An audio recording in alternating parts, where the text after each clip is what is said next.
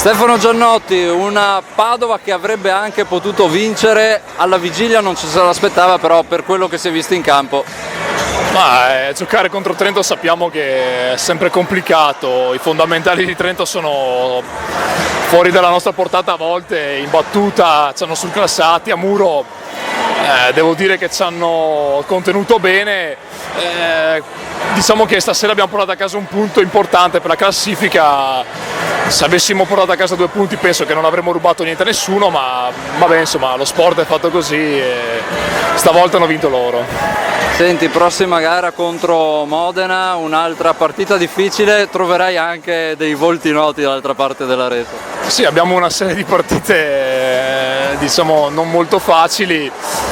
Incontreremo il nostro ex palleggiatore che avrà sicuramente raccontato un po' tutto della nostra tattica, insomma dovremmo cercare di essere più svegli di loro e non farci coinvolgere dal loro gioco, perché sappiamo che se ci entriamo nel loro ritmo noi non possiamo starci e proveremo a essere il più competitivo possibile. Secondo te Orduna cosa ha detto di te agli altri? Tira solo lungolinea, quello là! No, avrà detto sicuramente che tiro lungolinea, che non sono questo gran fenomeno. Ci vediamo mercoledì, Santi. Grazie.